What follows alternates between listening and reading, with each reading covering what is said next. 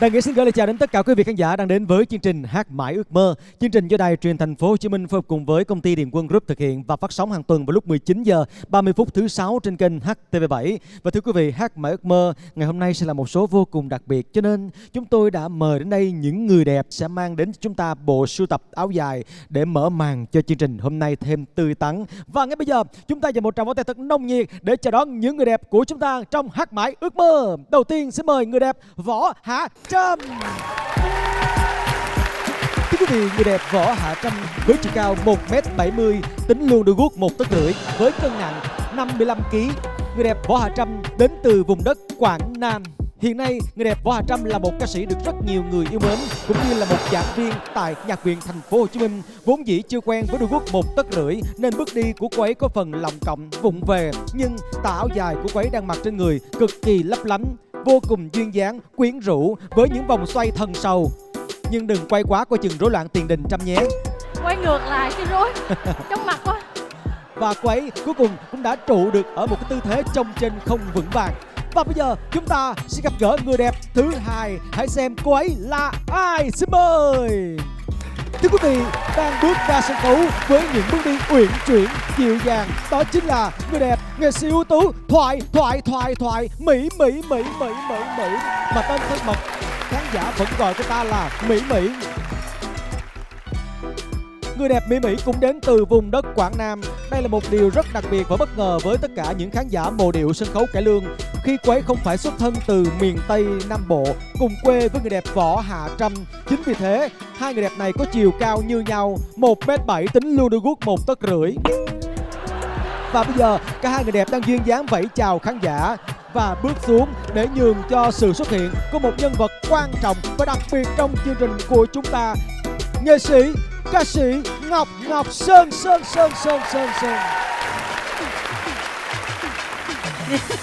Vâng, thưa quý vị, giám khảo Ngọc Sơn xuất hiện với những bước nhảy làm nên tên tuổi quanh trên sân khấu ca nhạc.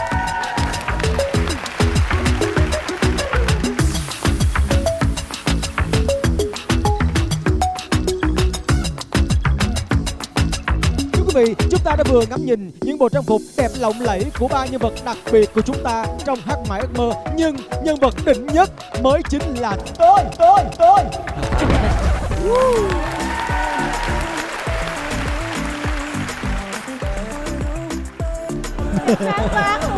Dạ, cảm ơn tất cả mọi người. Dạ, cảm ơn anh Sơn, cảm ơn chị Mỹ, cảm ơn Võ Hạ Trâm đã nhường cái sân khấu này cho em tỏa sáng vào giây phút cuối cùng. Dạ, hôm nay là một cái ngày em thấy hơi đặc biệt, cho nên là em muốn cái phần mở màn của mình nó khác đi so với bình thường một chút xíu. Là vốn dĩ bình thường là Võ Hạ Trâm là áo đầm, có hẹn với chị Thoại Mỹ hay không mà hai chị em mặc hai bộ áo dài đẹp lộng lẫy đến như thế? Đâu có sự sắp xếp sẵn rồi. Võ Hạ Trâm biết có chị cho nên tối hôm qua điện thoại cho chị. Chị ơi, ngày mai em bận áo dài nhiều hột lắm.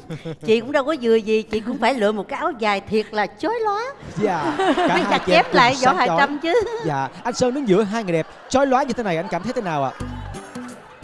Anh vô cùng là thực sự nãy giờ vô cùng là hồi hộp và xúc động. Không biết là hai người này có ai để tâm đến mình không? Dạ có. Dạ, và bây giờ thì xin mời cả ba vị. Ngày hôm nay chúng ta sẽ về vị trí của mình, đó là những vị giám khảo của chương trình Hát Mãi Ước Mơ. Xin mời. Và ngày hôm nay khi có chị Thoại Mỹ xuất hiện thì chắc chắn là các thí sinh đến đây họ sẽ không phải là hát những cái dòng nhạc trẻ trung sôi nổi, mà chắc chắn phải có liên quan một chút gì đó đến những làn điệu dân ca, những câu hò, những điệu lý, hoặc có thể đó là những bài vọng cổ. Vậy thì ngày hôm nay chúng ta sẽ hy vọng chờ đợi các thí sinh mang đến cho chúng ta những màu sắc mới lạ cho chương trình nha. Và ngay bây giờ chúng ta sẽ bước vào vòng đầu tiên của Hát Mãi Ước Mơ. Vòng 1 có tên là Ước Mơ.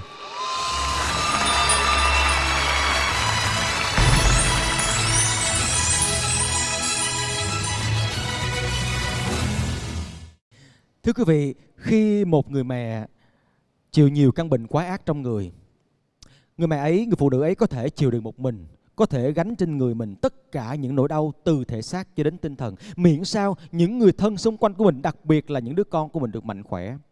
Thì dù cho có bệnh hoạn như thế nào, có đau đớn ra làm sao, thì những người phụ nữ như người mẹ ấy vẫn có thể chịu đựng được. Có một người mẹ như thế thưa quý vị, cứ ngỡ là căn bệnh quái ác chỉ đến với bản thân mình thôi, còn con của mình thì vẫn khỏe mạnh.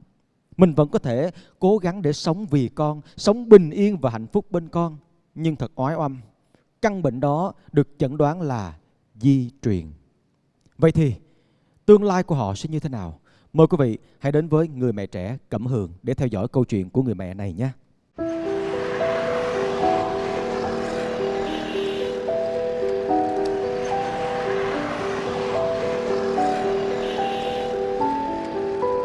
Mình tên là Trần Thị Lệ, ở ấp 3 xã Long Thạnh. Công việc hàng ngày thì mình làm ruộng. Lúc rảnh thì hay đi thăm những cái nhà mà hoàn cảnh khó khăn á.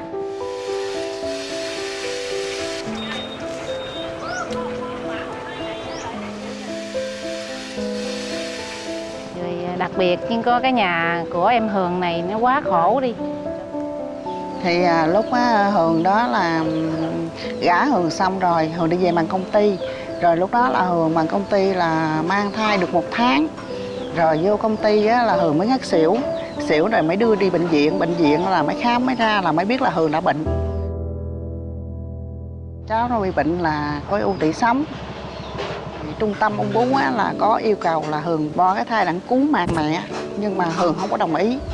Hường nói là nếu mà cứu thì cứu hết, còn đi thì đi hết. Rồi đem bé ra ngoài, rồi bé mới khóc lên. Khóc rồi bác sĩ mới cứu. Là từ ngày đó là Hường đã bệnh luôn.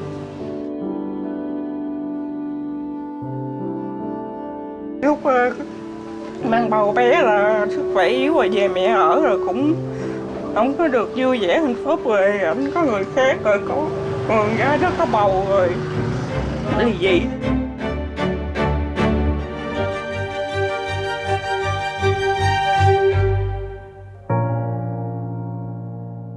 Tại vì đó mổ bác sĩ nói bệnh này không có thuốc, nằm thì nằm vậy thôi chứ không có cơ hội để tới luôn được. Tự mình chẳng rồi cố lên được rồi. Mấy lúc mà bệnh mệt, tối ngủ không được, mệt cứ nhớ mấy câu nói của cô về kiếm vượt qua. Mỗi lần mệt là nó lại nói chuyện hoài, khi mẹ có khỏe ra đừng chơi con. 1 năm như vậy là 10 tháng cô ở bệnh viện của nuôi Hường. Còn con Tin á là ở nhà với bà Tư chăm sóc đưa đi học. Nó phải ở về rồi mới lo cho Thảo Nguyên. Lo Thảo Nguyên vừa xong về thì ông ngoại chăm xuống là lo cho ông ngoại. Chú bị bệnh là ung thư đại tràng.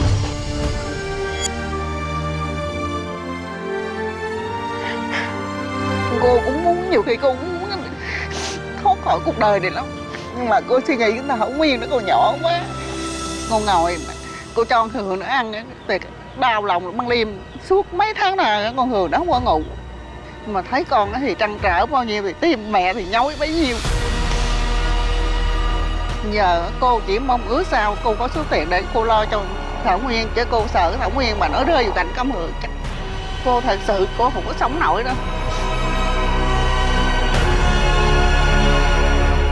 Con muốn ứng nhất rồi, về bây giờ rồi phải có tiền đi khám sức khỏe cho bé, để coi bé có bệnh di truyền giống mình không, để sau này bé nó giống mình nó khổ lắm. Bây giờ còn cố gắng chăm học, đi học đó là cô ước mơ điều gì con cố gắng học chứ làm được.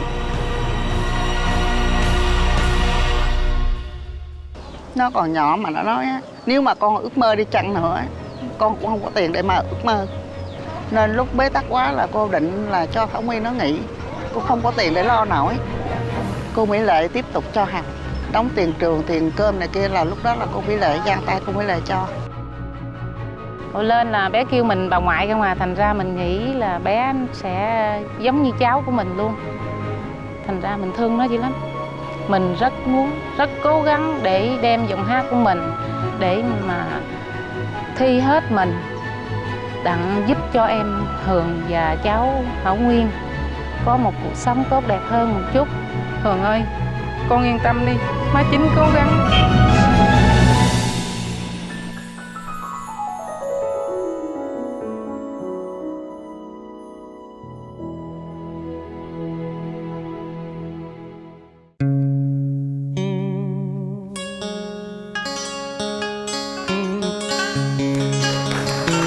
Mẹ cha đang ở nơi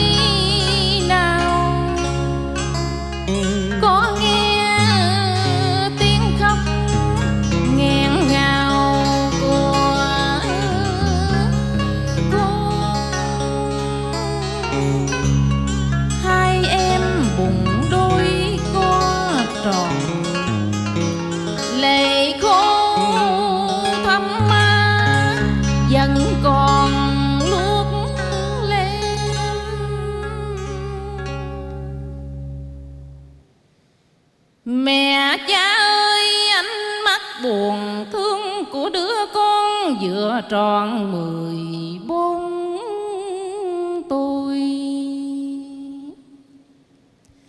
Không còn đủ thời gian để ngậm ngùi chua xót, bởi cuộc sống mưu sinh hối hả bên đời.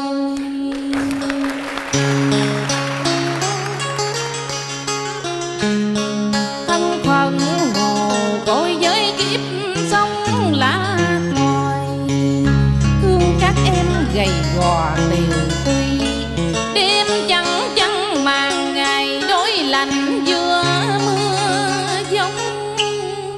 Con út cứ đòi ăn hoài miếng cá chà bông, mà mẹ đã làm sau những buổi đồng trưa nắng xót. Tiếng khóc nghẹn ngào của trẻ mồ côi thấu tận trời cao giữa màn đêm buốt giá.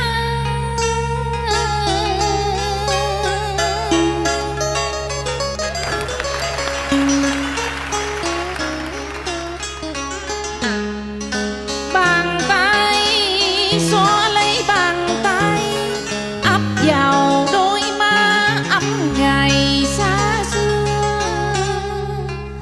Nhớ lần đêm đổ cơn mưa, mái đầu mẹ ướt riêng chừa khô con. Thương lắm cuộc đời cần lao miền quê đá sỏi, vất vả quanh năm khổ đôi cơ hàng.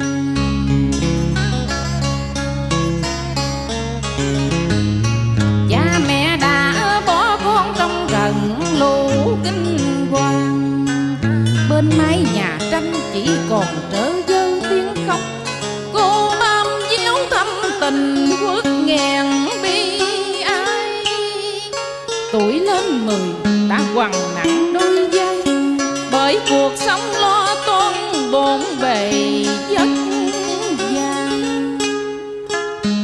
Rồi bỗng một đêm đứa vòng đứa cong, tập quen kiếp sống lạc loài nơi xứ lạ tha phương.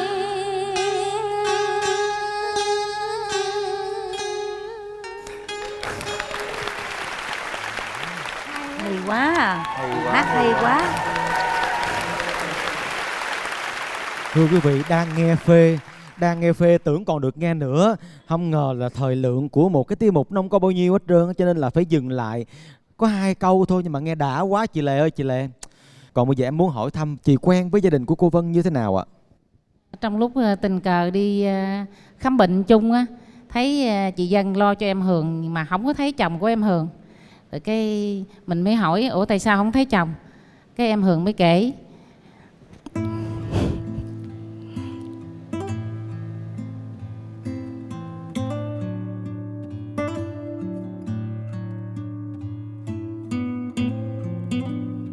Nó rất là khổ.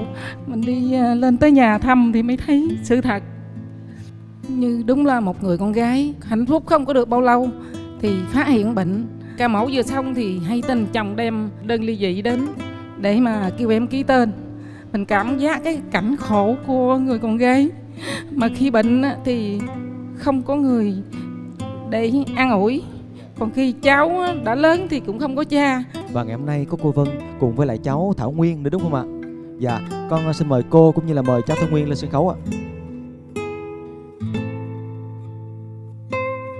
Dạ, xin chào cô ạ. Hình như con thấy chân cô không được khỏe phải không cô? Tại cái chân của cô á là mấy tháng này á không có tiền đi trị tiểu đường á, nên đường nó càng cao nên nó càng nhức nhiều.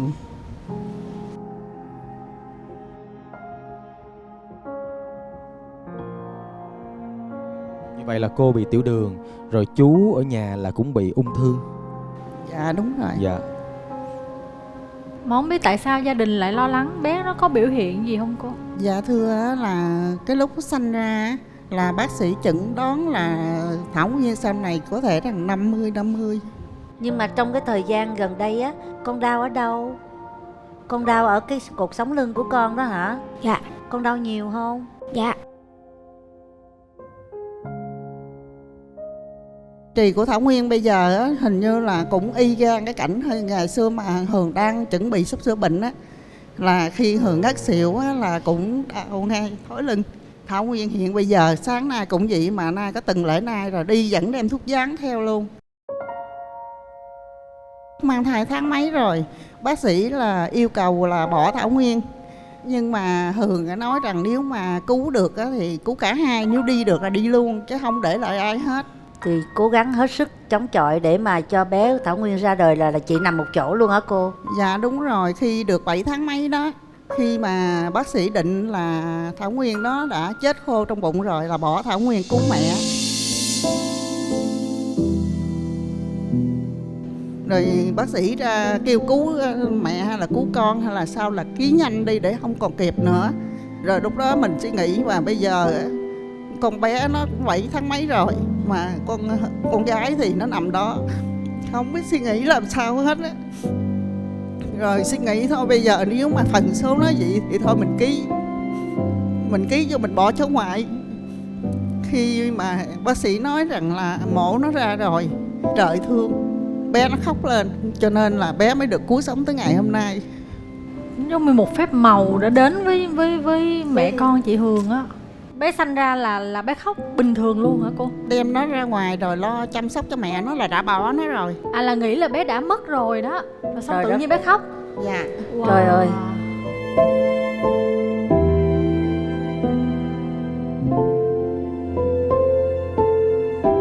Cho nên là Mỹ nghĩ là đã vượt qua một cái cửa tử rồi. Dạ. Chia sẻ như thế nào để bé có thể khám bệnh để mà coi là bé có di chứng hay không, để mà mình có thể mình điều trị khi bệnh nó chưa phát. Và hiện nay thì bây giờ nhà mình ai làm kinh tế cô? Dạ cô bệnh nhiều nên cô không có chơi mần cái gì hết. Nó không phải là tiểu đường không, bệnh tử cung khối u mổ hết một bên rồi vẫn còn là một bên. Rồi huyết áp nó lên rất là cao nữa. Bao tử bây giờ nó lét không còn cái gì luôn nữa. Dạ. Cậu út của nó là năm nay 29 tuổi là gánh vác cả gia đình. Dạ, cậu út thì làm nghề gì vậy thưa cô? Đi mần thuê, làm đi mần hồ. thuê. Bây giờ trước mắt thì thôi con nghĩ là ở đây ai giúp được thì giúp cho cô trước. Rồi chương trình mình phát sóng đó, ai đủ duyên họ giúp cho gia đình mình thêm. Con gửi gia đình mình 5 triệu ạ. Ngọc Sơn xin gửi cho gia đình cô là 10 triệu nha. Con xin chia sẻ với gia đình cô chú, với em Hường và bé Thảo Nguyên trong cái giai đoạn này. Con xin gửi cho gia đình cô chú 10 triệu nha. Cảm ơn cô Thảo Mỹ nhiều Nha con. Khỏe nha con nha, học giỏi nha con nha. Dạ, còn với con thì con cũng sẽ gửi cho gia đình của mình số tiền là 5 triệu để phụ với cô cái tiền chi phí thuốc men cho những thành viên khác trong nhà của mình cô nha. Dạ. Dạ, cảm ơn nha, nghĩa nhiều. Dạ, và cảm ơn tất cả các vị trong ban giám khảo. Còn bây giờ thì sẽ là một vài lời nhận xét từ ban giám khảo dành cho chị Lệ với tiết mục này. Em xin mời chị Thoại Mỹ ạ. Thật ra thì mới nghe chị cất giọng hát lên, Thoại Mỹ không bao giờ nghĩ chị là một người nghiệp dư. Hát rất là chuyên nghiệp, mà giọng ca thật là đẹp, thật là sáng. Giọng ca đã chạm tới trái tim của Mỹ rồi đó. Mẹ cha ơi, ánh mắt buồn thương của đứa con vừa tròn 14 tuổi. Không còn đủ thời gian để ngậm ngùi chua xót bởi cuộc sống mưu sinh hối hả bên đời. Giọng ca cải lương hay lắm Thoại Mỹ ha. Dạ. Hay quá luôn. Giọng rất ngọt ngào mà tự nhiên, nghe nó chân chất. Và cái làn hơi chị nó rất là đầy, cho nên là mình không có cảm giác mình hồi hộp lo sợ. Tại vì có nhiều người họ không đủ hơi á, sợ đang hát nửa đường cái gãy gánh Ca mà nghe rất là thoải mái. Dạ, thoải không có mái bị gò bó cái gì hết trơn. Dạ. Chúc mừng chị nha, và cố gắng hơn nữa vòng sau chị nha. Cảm ơn chị. Mời chị vào trong ạ.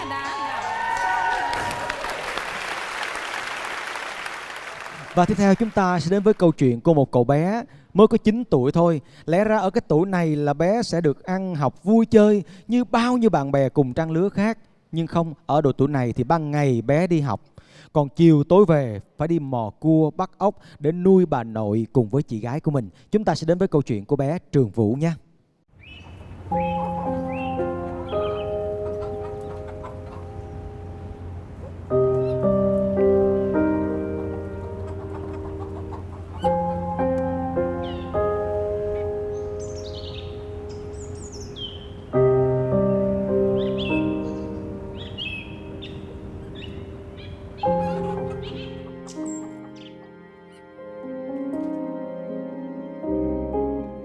Tôi tên là Lê Hữu Nghị, tôi sinh năm 1987. Hiện tại tôi đang sinh sống và làm việc ở Cần Thơ, quận Bình Thủy. Cũng trong một dịp tình cờ đi xuống Thới Lai chơi thì biết được cái hoàn cảnh của cháu Vũ. Có mình anh tôi với hai đứa cháu. Đứa lớn thì nó 13 tuổi, còn đứa nhỏ thì nó 9 tuổi. Mẹ đã bỏ đi từ lúc 8 tháng tuổi. Ba cũng mới mất vài năm.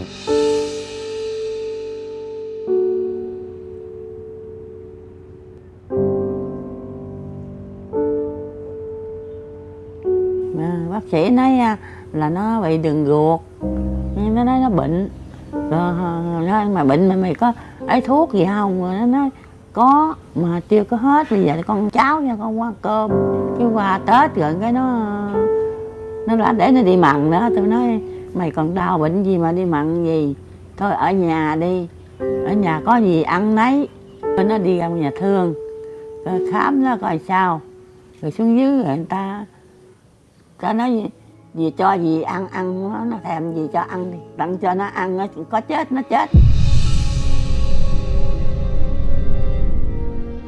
Nhà thì cũng là xây ở trên đất của nhờ tình thương của hàng xóm láng giềng. Ở cái khu vực này cũng chắc thuộc gọi là vùng quá sâu quá xa rồi, đường đi thì không có. Muốn mà đúng đến nhà cháu là phải qua một con sông, mà ở đây là nước sinh hoạt là cũng không có luôn. Thì muốn nước sinh hoạt là phải dùng nước dưới sông, lắng phèn lại. Đây cái ống đó rồi đem kê vô lưu nước. Cái đó thì là mình làm đặng tắm, rửa chén rồi đâu đó. Còn cái uống thì hứng nước mưa. Nguyễn Trường Vũ thì nó là qua giờ học rồi nghỉ học thì bắt đầu buông ra đi kiếm từ con ốc con cua. Làm đi là bơm nước ra thì nó đi theo sòng bơm nó bắt cá về bỏ trong mùng rộng để dành bà cháu ăn. Bán thì ra được 1 ký đó thì được 5.000, mà được 10 ký thì nó được cũng được 50.000. Con tên là Nguyễn Trường Vũ, con 9 tuổi, năm nay con học lớp 1. Con có đi bắt ốc, về bán luôn đi kiếm tiền. Một ngày bắt được 20 ký ốc. Có gì ăn đó, ai cho gì cũng đem lên cúng ba nó. Tới rồi nó cũng nhớ đốt nhang ba nó. Thấy gì nó cho được cái nhà này nè, cũng mừng, cũng đội ơn. Chứ hồi đó xe có 3 miếng ton nè, chập xe rồi xanh quanh á thì dựng bằng bao, bằng bì đó. Người ta cho gạo đưa cho nhà nước, cho người ta lựa người nào nghèo người ta cho. Rồi mấy ổng thì cũng chừa cho mình phận. Vì nó cũng nhờ vậy đó. Không có nhà nước chắc mà nhịn đói. Giá trời cho mạnh giỏi rồi này kia đặng cho nó được. Nó 18, 19 tuổi, còn nó còn khờ dài đây. Rồi chết rồi bỏ nó tội nghiệp, bỏ tôi nói đâu có được. Có ước mơ, có tiền, có đồ đo cho nó ăn học rồi cái nó lớn, nó nhờ cái thân của nó. Tôi sẽ hát cho ước mơ ba bà cháu có một số vốn để trang trải cho cuộc sống.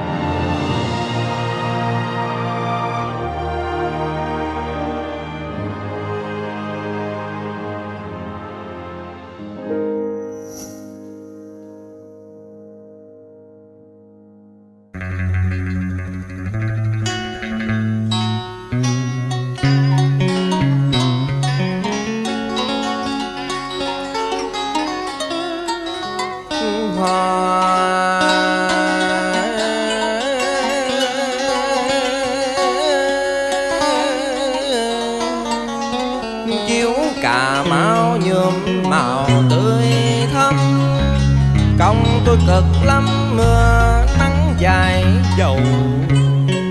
Chiếu này tôi chẳng bán đâu, tìm cô không gặp ngon.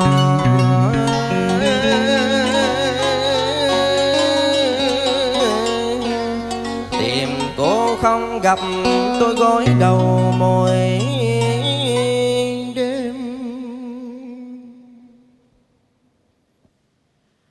Ghe chiếu Cà Mau đã cắm sào trên bờ Kinh Ngã Bay. Sao cô gái năm xưa chẳng thấy ra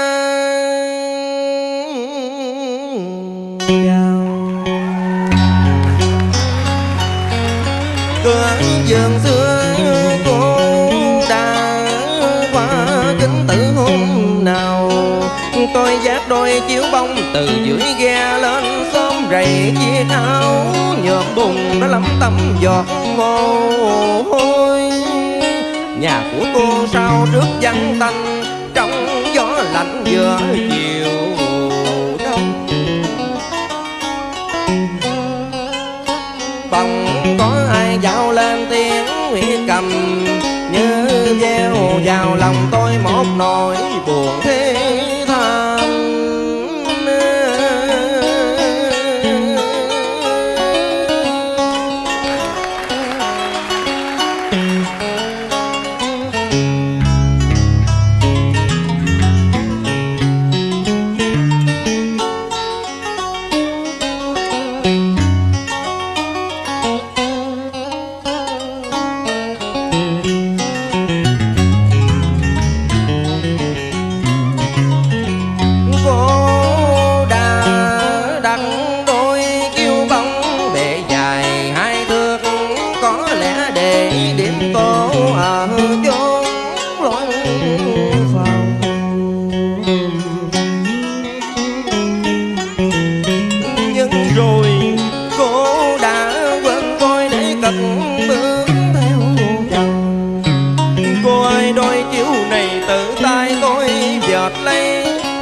Lựa từng cọng lá sợi gai. Nhưng hôm nay khi tôi vừa tới nơi thì cô đã bỏ nhà để sang qua xứ khác. Tôi đứng trước cổng vườn xưa với nỗi buồn mang máng. Còn đôi chiếu này tôi biết tặng cho ai.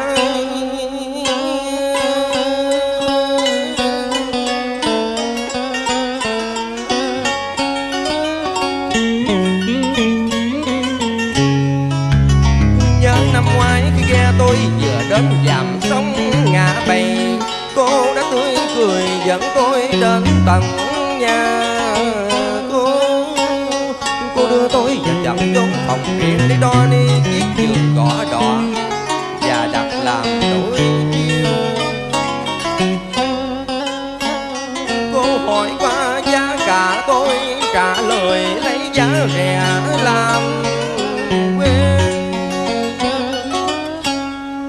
Năm hôm sau khi tôi sắp sửa lui ghe, cô còn đứng trên bến dặn dò kỹ lường. Sau khi cô đà quải gót, chiếc áo bông hường cũng lẫn quất sau mấy lầm tre. Cô có biết đâu tôi đã lấy nón lá che ngang để giấu đi đôi hàng nước.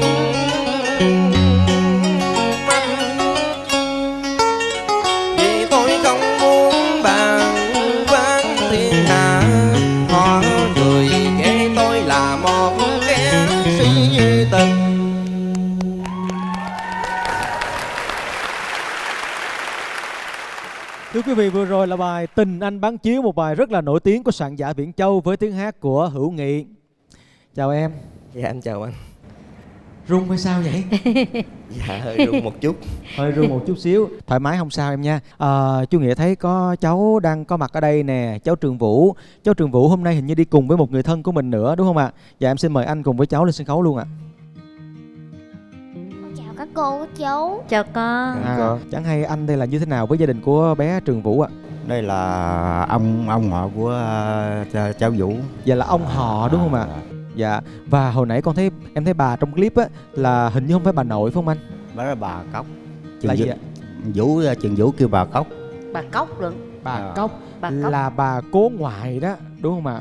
Chứ còn bà nội với bà ngoại của Trường Vũ thì bây giờ còn không phải anh? Bà nội thì còn bà nội đi làm ở xa, bà ngoại thì cũng ở xa luôn, không tới giờ không thấy tới lui gì hết. Thì ba Vũ mới mất. Mẹ thì bỏ đi lúc mà Vũ còn mà 11 tháng rồi. Đến nay bao nhiêu năm rồi mình có liên lạc được với mẹ của Vũ không anh? Không có liên lạc gì hết. Dạ. Vũ ơi, ở nhà thường thường con ăn gì? Ốc với cua. Con có biết mặt mẹ con không? Hả Vũ ơi? Không. Có bao giờ con muốn gặp mẹ không? Có.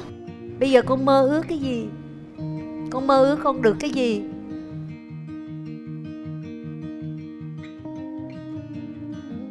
Chưa nghĩ ra được. Con muốn đi học không? Muốn. Con muốn đi học hả? Là thực sự ngay cả lớn lên rồi cũng vậy. Khi mất cha và vắng mẹ, tự nhiên thấy nó có buồn một cái là không có gì tả nổi. Huống chi là những đứa trẻ mồ côi, thiếu thốn tình thương cha mẹ. Mình đồng cảm và thương lắm. Gửi tặng cho con 5 triệu. Cậu nha, đây nha. Thương lắm nha. Con lại đây với cô. Thương con quá hả? Cô sẽ giúp đỡ cho con một chút xíu, để giúp cho con có được quyển sách quyển vở để cho con được đi cấp sách đến trường với các bạn nha con nha. Nếu con được đi học thì con phải học thật giỏi nha. Con hứa không? Rồi con phải ngoan, con phải thương chị, thương bà con nghe không? Cô Mỹ thay mặt một người chị của cô ở nước ngoài sẽ gửi cho con 20 triệu đồng nha, để cho con có một cái tài khoản nha con nha. Em muốn phụ gia đình mình 5 triệu. Về học ngoan, nhớ là phải thương bà, thương chị, lo cho bà, lo cho chị nha không? Dạ. Chú nghĩ sẽ tặng thêm cho con 3 triệu nữa. Cảm ơn với cô với chú. Xin mời ban giám khảo chúng ta cho Nghị một vài lời nhận xét với tiết mục vừa rồi. Dạ, xin mời anh Sơn. Nghị ơi, anh mới nhắc Nghị một câu này. Ngã bãi chứ mà ngã bảy, em hát chữ 7 thì nó chưa có rặt Chưa vùng miền lắm. Đúng rồi, đúng không? Chưa có rặt miền Tây, mặc dù cái giọng em rất là rặt miền Tây. Ghe chiếu Cà Mau đã cắm sào trên bờ kinh ngã bay. Giọng em rất chuẩn, rất là hay. Và giọng lạ, giọng đẹp. Nói chung là mình nghe nó xúc động. Mình nhớ lại cái thời gian của mình mà khi lớn lên rồi mình cũng về miền Tây, sống ở miền Tây. Mà anh nhắc Nghị một chữ đó thôi. Còn Nghị hôm nay hát rất là tốt. Giọng rất là rền mà rất là ấm, rất ngọt nữa. Cho nên là cũng là một cái tương lai đó. Rất tiếc là sao em không thi vào những cái chương trình về cải lương. Từ nhỏ là gia đình cũng gọi là có chút truyền thống. Cha em cũng hay đi hát. Em nghe cha ru từ nhỏ cho nên ăn vô máu rồi. Ngày xưa em đi thi, có thi vô trường sân khấu điện ảnh đó chứ. Nhưng mà thật sự ra là có thể là cái duyên của mình nó chưa có tới. Gắng học thầy, học bạn, học anh em, rồi hát được nhiêu thì hát. Nói chung là cố gắng hát đến khi nào mà vẫn còn hát được. Cố gắng để gìn vàng giữ ngọc cái nền cải lương của Việt Nam mình. Chị cảm ơn một người trẻ như em mà yêu bộ môn nghệ thuật cải lương của chị. Chị rất là cảm ơn em luôn. Dạ, cảm ơn các vị giám khảo và chúc mừng em đã hoàn thành phần thi của mình nha. Và tiếp theo chúng ta sẽ đến với câu chuyện của một người đang làm rất là tròn trịa cái bổn phận của một người con hiếu thảo với mẹ của mình. Và bên cạnh đó vẫn làm tròn cái trách nhiệm của một người mẹ đối với con của mình. Nhưng bất hạnh lại ập đến. Chúng ta sẽ cùng đến với câu chuyện này nha. Tôi tên Trần Ngọc Nga và năm nay thì tôi 46 tuổi và hiện tại thì tôi đang sinh sống tại quận Ninh Kiều, thành phố Cần Thơ. Trong một cái lần tình cờ thì tôi lên mạng xã hội và tôi thấy được trên cái báo Dân Trí có đăng một cái bài báo về cái hoàn cảnh của em Út. Và em thì trong người thì bệnh ung thư và nuôi mẹ và con, thì ông xã thì mất. Chồng tôi mất nay 16 năm rồi. Lúc chồng mất thì mới sinh con được 10 tháng. Lập gia đình thì chỉ có 2 năm tháng mấy thôi. Thì ảnh bị xuất huyết não, nó ập tới bất ngờ quá. Khi phát bệnh ra thì trong vòng 1 tuần rồi mất luôn.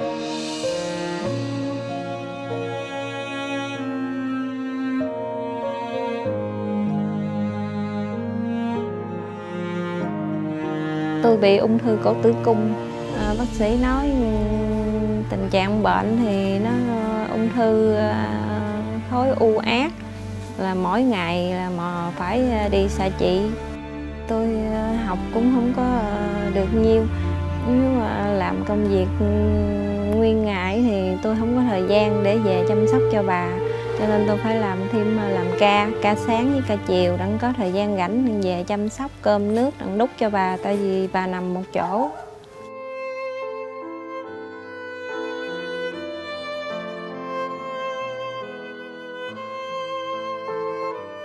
Nó cực quá dài cô ơi, nhà thấy con tôi nó cực. 8-9 dương có con nhỏ này nó cực hơn hết trơn. Đi về cái thay đồ rồi cơm nước rồi giặt quần giặt áo rồi lớp nào để vệ sinh cho tôi, làm đủ thứ hết trơn, không có nghĩ. Thấy con như vậy tôi cũng đau lòng, mà tôi biết làm sao bây giờ.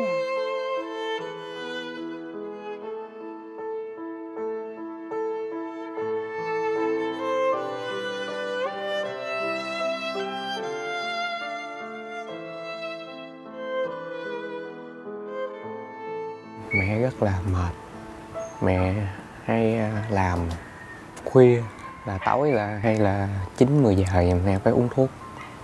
Tới đêm mẹ mới về. Làm rất là cực. Cũng có lúc tủi thân, cũng muốn buông nhưng mà tại vì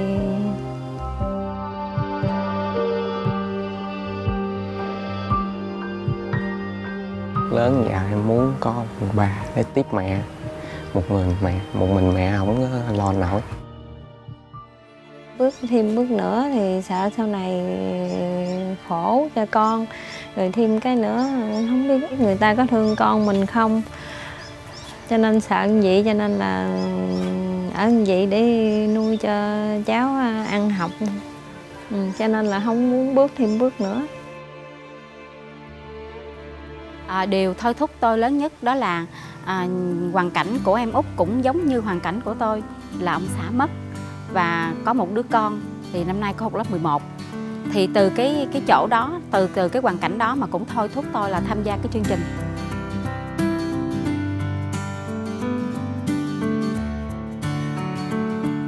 Tôi sẽ hát cho ước mơ của em Út có tiền điều trị bệnh ung thư và có tiền lo cho mẹ, lo cho con để đi học.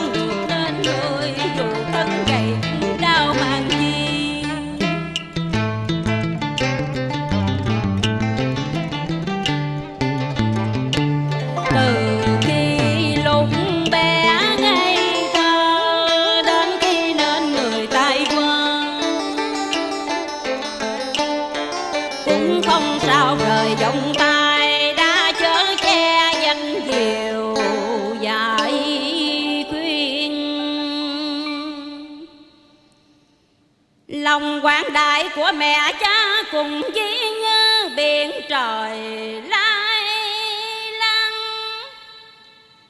9 tháng cô mang 3 năm bồng ấm và dành ước nhường khổ miền sao cho con được khôn lớn nên người.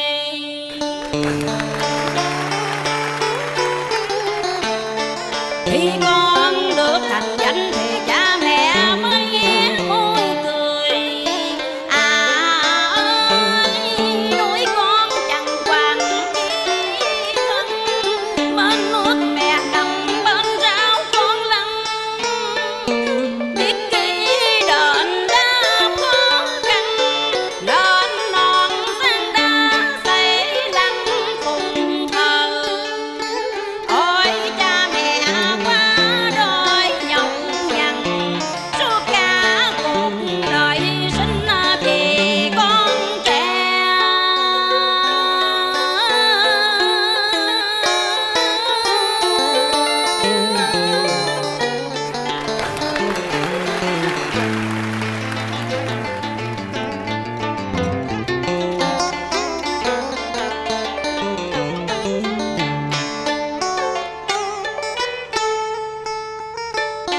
Tiếng chuông chùa như canh tình khách trần gian, lời kinh kệ đã xóa tan bao phiền não.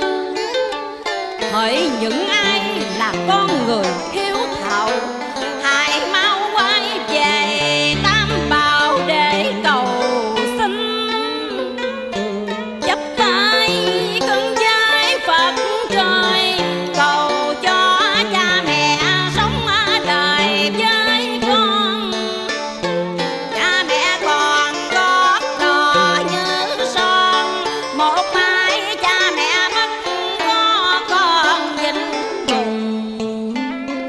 Lòng nhẹ nhàng như chợt tình khách liêu trai, như nhắc nhở ai giữ tròn câu yêu đau. Dù cho có nói cạn lời, cũng không hết được ơn người sanh ta.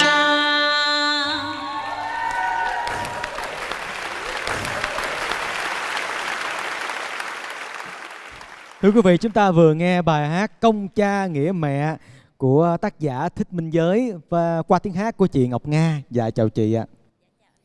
Dạ. Dạ em xin chào anh Ngọc Sơn ạ, chị Thị Mỹ Xin và chào. chị Võ Hà Trâm ạ. Chị là quê Cần Thơ luôn phải không chị? Em là Ninh Kiều, em gái Cần Thơ ạ. Gái Cần Thơ hát hay quá trời, giọng lanh lảnh, Lanh lảnh vang luôn. như tiếng chuông ngân vậy đó. Dạ, hôm nay mình đến đây là mình hát thay cho gia đình của bé Út. Nhưng mà hôm nay thì bé Út không có lên đây tham gia chương trình được, là bởi vì đang ngay trong cái đợt xạ trị cho nên là không có lên được. Chúng ta sẽ kết nối trực tuyến với gia đình của bé Út nha. Nhờ chương trình giúp chúng tôi kết nối ạ. Dạ chào bé Út. Dạ em chào anh Đại Nghĩa. Hôm nay là mình đang trong cái đợt xạ trị phải không Út ơi? Dạ. Từ bệnh viện mình về rồi hay là mình chưa đi? Dạ tới chiều khoảng 2 giờ em mới đi ạ. Bao lâu thì mình sẽ đến một cái đợt mình điều trị như vậy hả Út? Dạ mỗi một tuần là mình điều trị 5 ngày á anh. Dạ mỗi một tia của nó là 100.000. Một tuần là 500 rồi chưa kể tiền chi phí đi lại ăn ở, rồi tiền thuốc men này kia nữa. Hiện Dạ. nay thì nhà mình ai làm trụ cột kinh tế vậy Út? Dạ một mình em mà. Trời thương Hiện nay mình làm cái gì vậy Út? Dạ em đi phụ quán cháo gà. Mấy tháng nay là do cái tình hình dịch bệnh nên là không có đi làm, quán người ta đóng cửa nghỉ. Vậy là mấy tháng nay mình thất nghiệp, mình ở nhà luôn.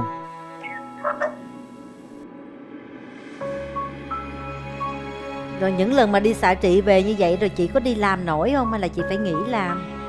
Dạ em nghỉ chứ không có đi làm nổi. Nếu mà nghỉ thì không có cái thu nhập vô nữa thì cũng không có tiền để đi xạ trị. Thôi bây giờ em cũng có một chút xíu chia sẻ với chị nha. Xin gửi cho chị Út 3 triệu nha, để góp một chút xíu tình cảm của em vào để hỗ trợ cho chị trong những ngày chị xạ trị nha. Dạ em cảm ơn. Em cũng phụ cho chị Út 3 triệu. Út ơi, anh Ba Ngọc Dạ. Sơn nè. Anh Ba Anh Ngọc Ba. Sơn nè. Biết anh không? Dạ biết. Sao không biết được, miền Tây và gia đình mình. Anh thương lắm, anh gửi lời thăm mẹ nha. Anh Ngọc Sơn rất thương con người hiếu thảo mẹ cha. nha. Anh thương lắm, thương em và thương đứa con trai nữa. Nói là mẹ đó, anh có anh Ba Ngọc Sơn thương lắm, anh gửi cho gia đình 10 triệu nha. Dạ, cảm ơn. Út ơi, còn với Nghĩa thì Đại Nghĩa sẽ gửi tặng cho gia đình mình cũng 3 triệu Út nha, để hỗ trợ cho gia đình của mình một phần nào đó tiền thuốc men Út ha. Cố gắng lên, mạnh mẽ lên, nghị lực lên nha. Vẫn còn một cậu con trai khôi ngô, thông minh, sáng láng, khỏe mạnh, có thể sẽ là một cái tương lai không xa, sẽ hỗ trợ được cho mình, giúp đỡ được cho mình trong những cái hoàn cảnh khó khăn này Út nha. Cố gắng lên nha. Dạ, em cảm ơn. Dạ. Rồi, bây giờ thì chào tạm biệt Út nha. Tạm biệt. Dạ. Dạ, còn bây giờ mình nghe nè, mình nghe giám khảo nhận xét về cái phần trình diễn vừa rồi của mình nè. Xin mời chị Thoại Mỹ. Thoại Mỹ chào Nga. Dạ em chào chị ạ. Nhìn Nga rất là vui tươi, rất là dễ gần luôn đó. Và cộng như bởi vậy nhìn gương mặt lúc nào cũng cười, thì khi cất cái giọng hát lên nữa, cái giọng hát nó lanh lảnh, mà cái giọng thật là tươi, thật là ngọt ngào, rất là dễ thương luôn. Và cái màu giọng chị nó vui lắm chị Mỹ hả? Em nghe cái màu giọng rất là vui, kiểu như cái màu giọng sáng á, tươi sáng tươi dễ giống sợ. như là cái nụ cười của chị, giống như cái gương mặt của chị rất là phúc hậu. Lòng quảng đại của mẹ cha cùng ví như biển trời lai lăng. 9 tháng cô mang 3 năm bồng ấm, dành ước nhường khổ miền sau cho con được khôn lớn nên người. Thì em nghĩ là đây cũng là một trong những đối thủ đáng gờm cho những anh chị còn lại. Cảm ơn Hà Trâm. Lạ ha, bình thường nói cái giọng nhẹ hiều nói chuyện giọng nhẹ hiều, nói giọng hơi hơi không vậy đó, mà cất giọng lên cái để cam cái trời lanh lảnh. Hồi nãy ngồi dưới nghe bị giật mình đó chị, tại đang ngồi bình thường thì tỉnh ngủ luôn, thì cất cái giật mình tỉnh người luôn vậy đó, bởi vì cái giọng lanh lảnh như nghĩa nói là nó tựa như tiếng chuông vậy đó, nó vang vang như vậy, một cái chất giọng rất là lạ, rất là hay. Cố gắng lên chị nha. Ở vòng sau. Cảm ơn Đại Nghĩa. Dạ. Và bây giờ thì xin mời tất cả quý vị, chúng ta sẽ đến với câu chuyện cuối cùng của ngày hôm nay.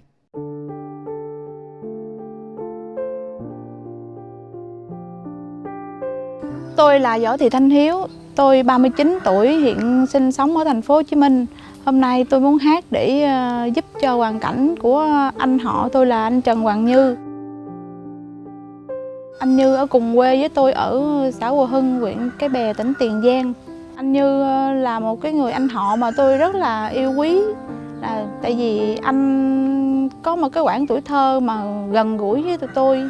Từ nhỏ là chơi chung cho nên tôi biết tính tình anh Như rất là hiền lành, rồi chăm chỉ. Bây giờ là anh Như là lâm vào cái tình cảnh là rất là khó khăn, là tại vì anh Như đi khám bệnh, và sau những cái lần mà chuyển viện từ bệnh viện này qua bệnh viện khác thì đến bệnh viện huyết học á, là bệnh viện xác nhận là anh Như bị ung thư máu.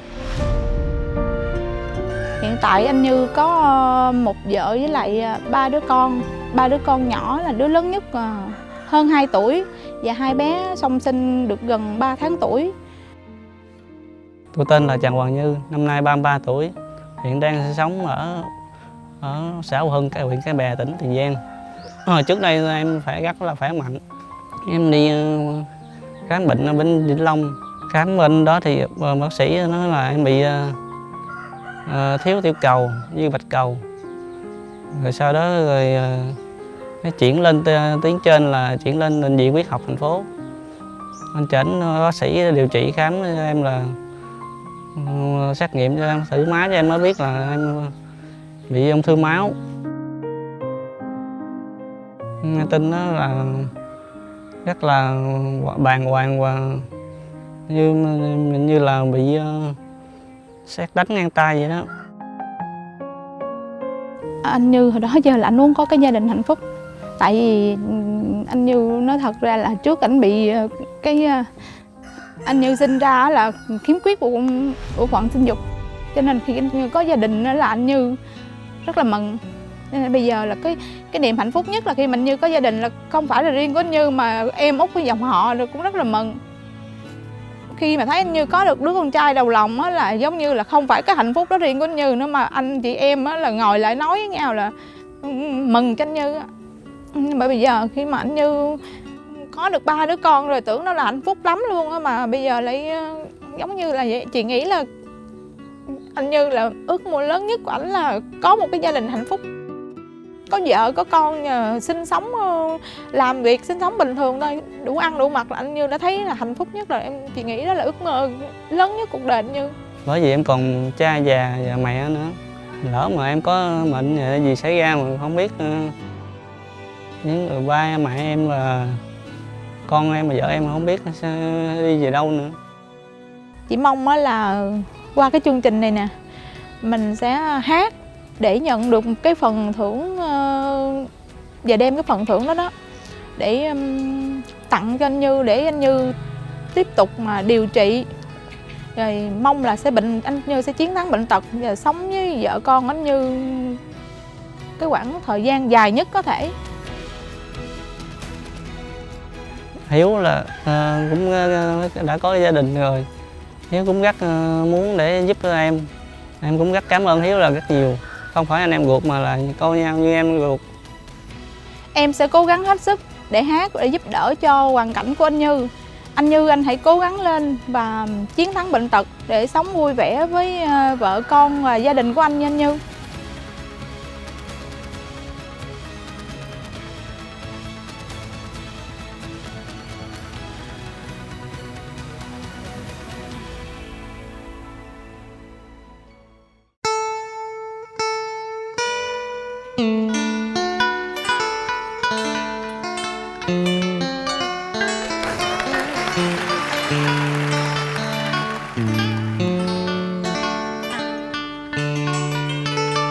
Thương nhau cao bộ làm đôi manh,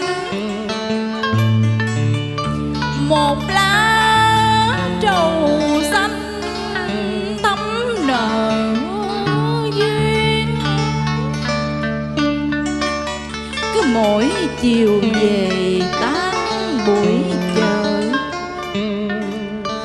em còn hoài dòng bóng người thương. Anh hứa với em khi mình nên duyên nợ, thì một lá trầu xanh cũng nên vợ nên chồng. Cao thắm trầu xanh sẽ thêm đường thêm nồng, mỗi sáng tinh sương em gánh trầu ra chợ, trên con đê dài thoăn thoắt đôi chân. Em không sợ nắng vàng làm héo lá trầu xanh, mà chỉ sợ người yêu chờ đợi buồn phiền. Dõi mắt kiếm tìm vừa vui chợ tan, lỡ chuyện hẹn hò tình duyên đôi lứa.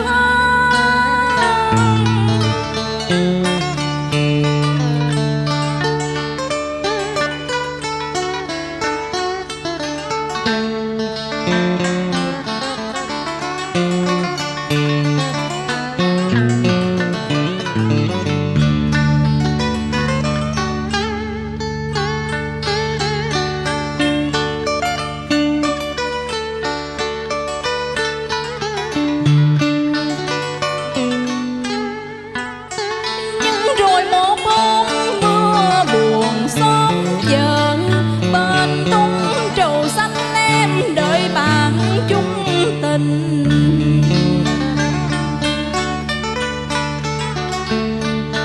Mưa gió cách ngăn duyên kiếp đôi mình, chờ vắng thương người sao anh không đến. Yêu nhau rồi ngại gì lầy lội bước chân, để em quay về thờ thần nhớ mong. Trầu nặng gánh hay nặng tình em thương nhau, anh phụ em rồi anh không đến nữa, để phiên cho buồn làm héo lá trầu xanh.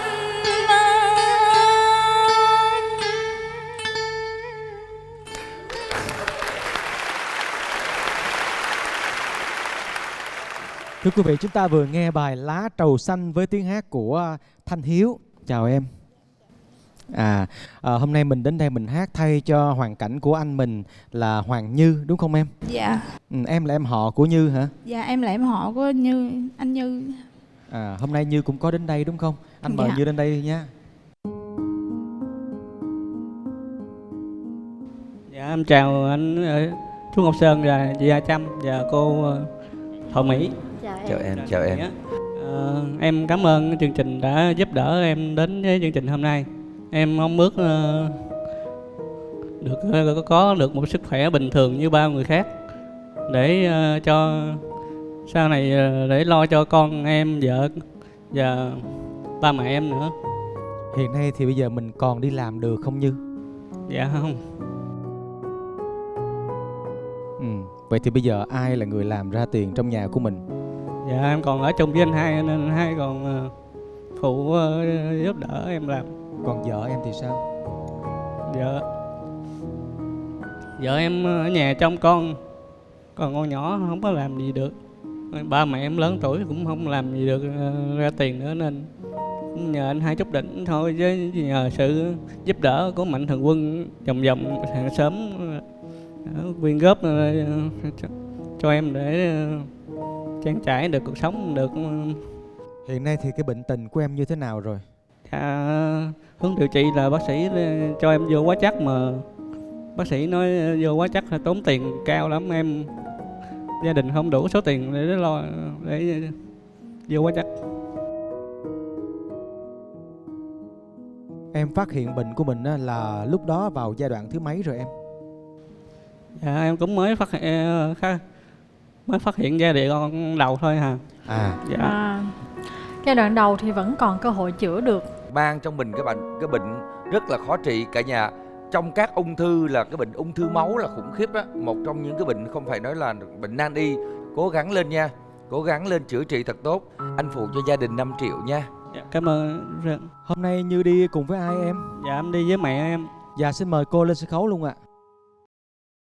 Con mình được đứng trên đây nhưng anh ước mơ rất là xúc động. Gia đình cha mẹ hai bên rất là nghèo, không có giúp gì được cho con.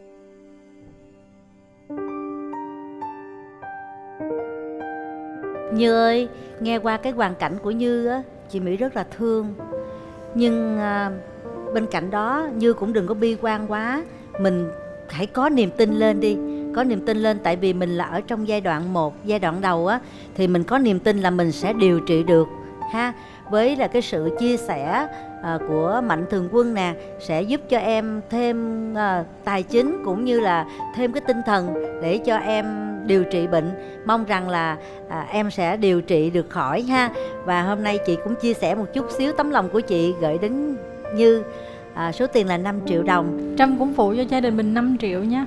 Con gửi thêm 5 triệu nữa, giao cho cô chú rồi ấy cho em. Dạ, con cảm thương ơn, quá, con thương quá. Ngọc Sơn, Trời ơi, con thương lắm nha. Thương gia đình tội nghiệp quá. Rất là xúc động.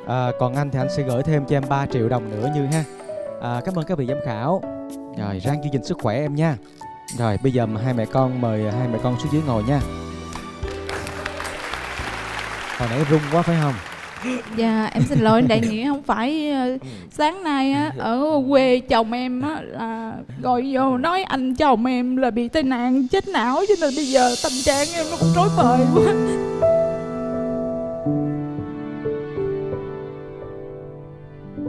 Anh xin lỗi, anh không biết, anh chia sẻ với em. Dạ. Chia sẻ với em nha. Chị chia sẻ với em nha. Ôi thôi được rồi, anh nghĩ rằng là cái cảm xúc của em bây giờ như vậy thì có lẽ các vị giám khảo cũng sẽ không có nói gì thêm được đâu. Chỉ cần là em cố gắng giữ bình tĩnh. Mình đã đến đây rồi, thôi mình đã giúp đỡ Như thì mình ráng mình làm cho trót cái việc của mình ngày hôm nay em nha. Cố gắng lên, mình sẽ đi tiếp vòng sau nữa Hiếu ha. Dạ em cảm ơn.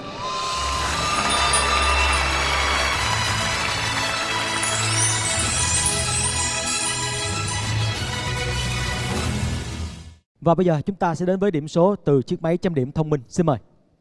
Điểm số dành cho chị Trần Thị Lệ, Hữu Nghị, Ngọc Nga và Thanh Hiếu như sau. Bắt đầu.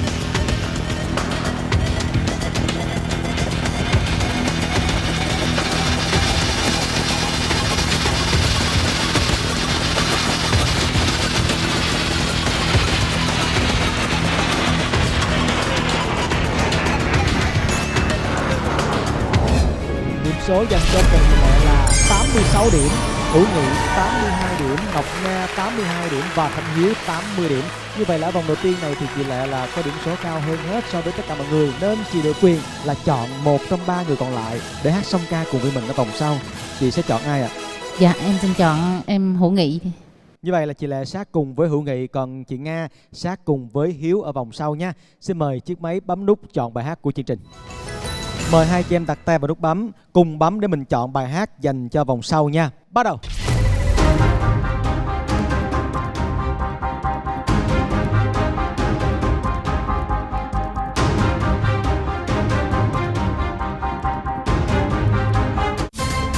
Bài Chợ Mới cũng là một bài rất là quen thuộc. Chúc cho hai chị em sẽ có một cái phần trình diễn tuyệt vời ở vòng 2. Mời hai chị em về chỗ. Tiếp theo xin mời chị Nga và Hiếu. Cũng như vậy, hai chị em đặt tay vào nút bấm nha. Chuẩn bị, bắt đầu.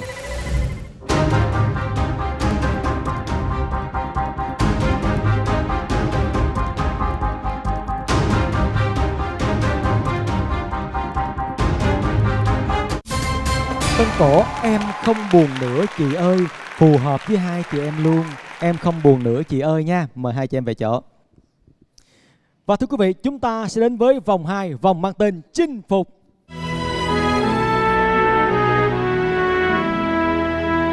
Chào đón quý vị khán giả đang đến với chương trình Hát Mãi Ước Mơ. Và đây là vòng thi thứ 2, vòng chinh phục. Hai thí sinh sẽ cùng hát song ca với nhau trong một bài hát. Và các vị giám khảo ở vòng này sẽ là người đưa ra điểm số. Đầu tiên chúng ta sẽ đến với cặp đôi Ngọc Nga và Thanh Hiếu trong bài hát Em Không Buồn Nữa Chị Ơi. Mời mọi người cùng thưởng thức.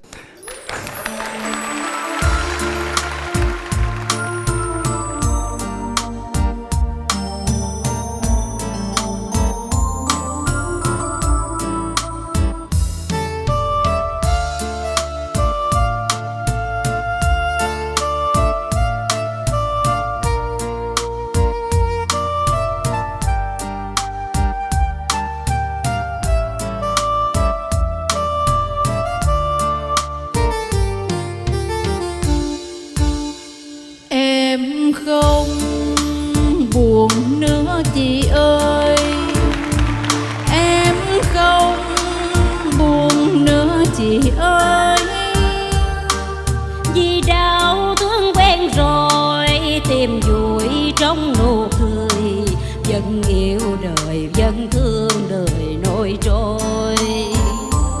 Em yêu đời lắm chuyện vui, em thương người sống lẻ loi, dù ai toan trao lời để lọc che mặt đời, em vẫn cười, em vẫn cười chị ơi.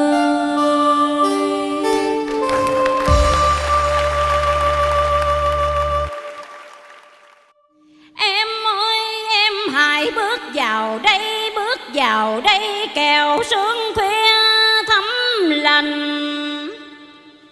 mái tóc em tôi còn vương mùi son phấn, và đôi mắt thâm sâu còn đồng nét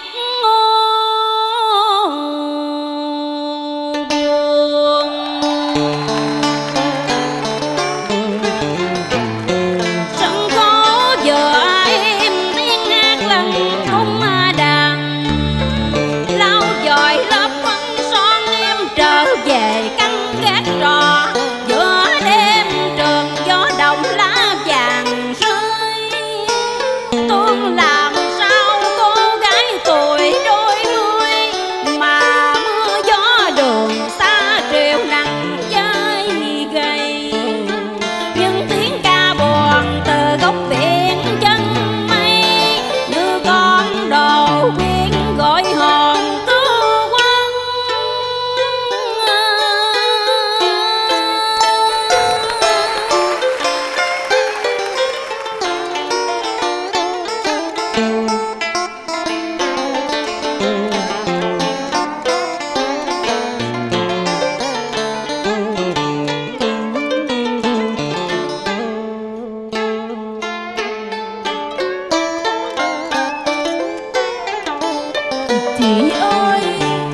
giả biệt mái trường xưa. Em vẫn tận trên đường gió bụi, theo những dư âm của tiếng nhạc thăng trầm.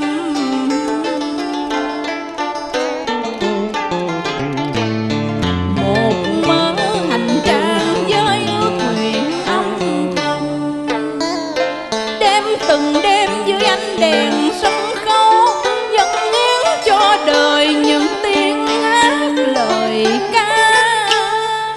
Ôi thương làm sao những tri kỷ gần xa, cầm chiếc khăn tay mấy lần lau nước mắt. Khóc cho Dương Quý Phi, khóc cho chuyện tình Lan và Điệp, hay giọt nước mắt chân thành an ủi nghiệp cầm ca.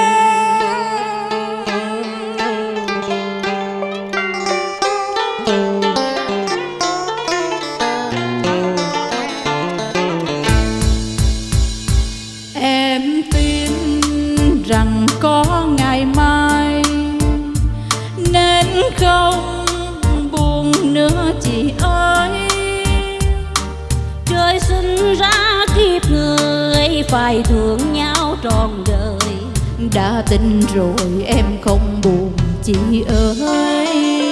Nắng nghiệp cầm cá vui rời phiêu lãng, ta đã dùng máu thêm dần hiến cho đời. Gửi đến em cho những lời thêm vui, cho sân khấu bừng lên hương sắc mây, cho thật với mộng không còn xa cách nữa. Gửi trọn tâm tình qua hai bức màn nhung. Vừa rồi là bài hát Tân Cổ Em Không Buồn Nữa Chị Ơi với phần dự thi của chị Ngọc Nga và Thanh Hiếu. Xin mời ý kiến từ các vị giám khảo. Võ Hà Trâm, em cảm nhận thế nào với tiết mục này? Em nghĩ tới cái hình tượng mà người chị luôn dang vòng tay để nâng đỡ đứa em của mình. Và trong cái trường hợp này cũng vậy, em biết là chị Hiếu đang rất là rối bời và sẽ khó khăn để có thể hát tiếp. Nhưng mà bên cạnh đó vẫn có chị Ngọc Nga ở bên cạnh để tiếp sức cho chị Hiếu. Và hai chị em là làm một cái bài rất là hoàn chỉnh. Em không buồn nữa chị ơi, em không buồn nữa Và chị ơi. giọng chị Nga thì quá nội lực rồi. Và lần này thì Hiếu cũng hát rất là tốt nha. Tuy là trong lòng đang nhiều ngổn ngang nhưng mà Hiếu vẫn hoàn thành cái bài thi rất là tốt. Chúc mừng hai chị em ạ. Cảm ơn Võ Hà Trâm. Xin mời anh Ngọc Sơn. Cái tay cầm và bóp hoài vậy Nga. Hai chị em cứ rung cái bóp quều để giờ tôi nhìn hai chị em. Em ăn ủi cho bé Hiếu. Bé Hiếu đó, cả nhà thấy nghệ thuật cải lương chưa? Cải lương sống rất là tình cảm. Tại sao anh thần tượng những người nghệ sĩ cải lương? Anh nhắc đi nhắc lại hoài, anh thương lắm. Sống rất tình cảm về đạo hiếu, về cha mẹ, về con người. Và anh quý, anh thương hai em lắm. Giọng của Hiếu thì hôm nay bị rung là chuyện bình thường. Tại vì có nhiều cái xúc cảm, hơi chịch choạc một chút, nhưng vẫn thấy rất là ngọt ngào, tình cảm. Giọng của Nga, anh bỗng nhớ tới là Quân Nga bên cầu Dệt Lụa ha, đầu tiên. Rồi nhưng mà giọng của em là giống ai biết không?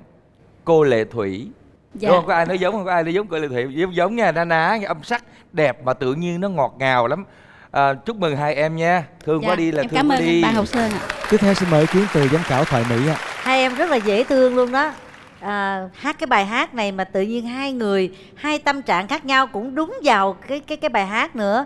Đúng là đó, thấy không? Tới bây giờ hai bàn tay vẫn bóp chặt lấy nhau, có một cái sự an ủi, một cái tình thương, mến thương ở trong đó. Cho nên vì vậy mà cái bài hát này nó càng dâng lên cái cảm xúc, làm cho cái người nghe người ta cảm thấy được cái tình của người nghệ sĩ ở trong đó rất là nặng. Sân khấu giờ em tiếng hát lần cung đàn, lau dòi lớp phấn son em trở về căn gác trò giữa đêm trường gió đồng lá vàng. Cảm ơn hai em đã biểu diễn thật tốt nha. Em cảm ơn chị Thoại Mỹ. Cảm ơn các vị giám khảo và chúc mừng chị Nga cũng như là Hiếu đã hoàn thành phần thi của mình. Bây giờ mời hai chị em vào trong nha. Tiếp theo xin mời Hữu Nghị và chị Lệ sẽ đến với chúng ta qua một bài hát tân cổ rất quen thuộc, bài Chợ Mới.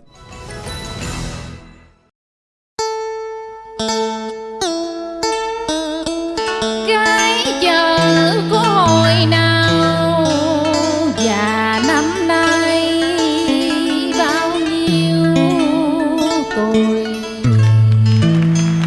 mà ai cũng bảo rằng chợ mới quê hương. Ở nơi đó tôi có một người thương, cứ chiều chiều nàng ra bờ sông giặt áo. Ra bờ sông như hẹn lứa đôi, mang áo phơi cho anh nhìn mà tình em mong người ơi. Sao nước xuôi theo dòng sông lững lờ.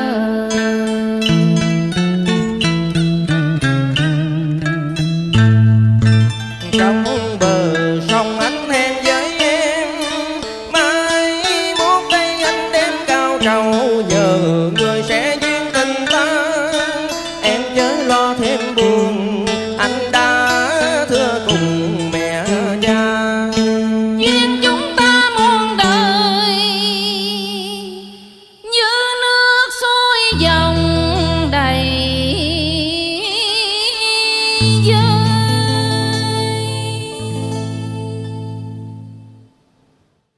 Chúng tôi yêu nhau đã 6 năm rồi mà chưa thành chồng thành vợ. Cha thì gật đầu, mẹ quay ngang rồi bảo thằng tấm tách cọc cằn, sợ sau này về con Hồng bị nó ăn hiếp.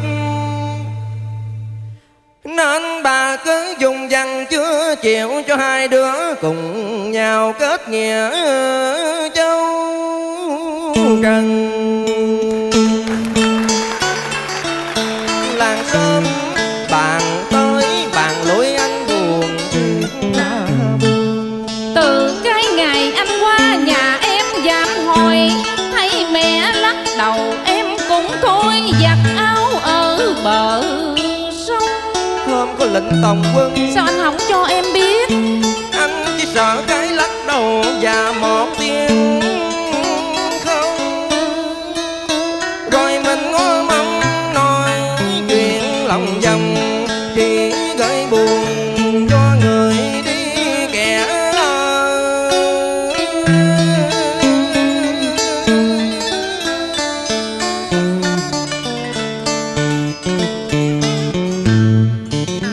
Ơi dòng sông mang nước đi nơi nào, có về quê em ghé thăm đôi điều rằng anh nhớ thương em nhiều.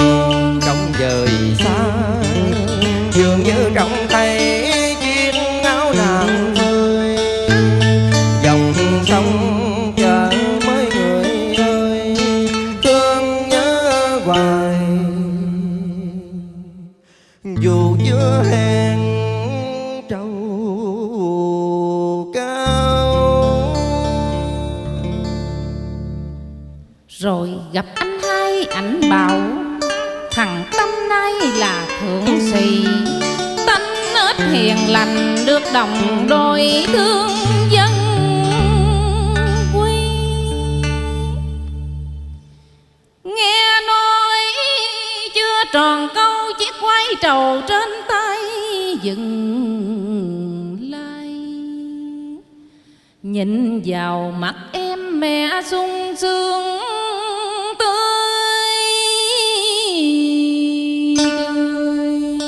cười. Nhờ đi bộ đội mà thằng Tâm nó đã nên người. Nếu chưa có chỗ nào khá nghĩa, khi về phép lần này mẹ sẽ làm đám cưới cho con. Nghe mẹ nói em vội chạy ra đằng sau, hai bàn tay ôm mặt, nước mắt thương chờ chạy mãi giữa lòng son. Chợ mới đón anh đôi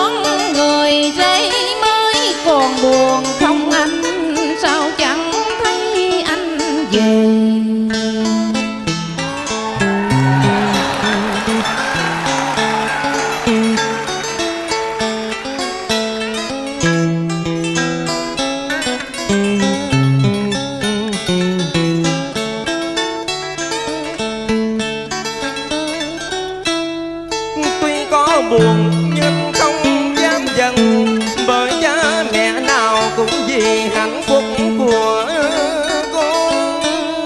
Lỡ một lần sẽ duyên không phải nợ, là trọn đời chỉ chuốc khổ mà thôi. Anh chưa về vì biên cương còn bóng giặc, chỉ nhớ em nhiều, nhớ vợ mới thủy chung. Nhớ mẹ hiền lành nhưng lòng khẳng khái, nhớ bên sông xưa em giặt áo buổi trưa hè. Tết này em sẽ ra thăm anh ngoài ấy, mẹ đã bằng lòng em không còn sợ mất anh.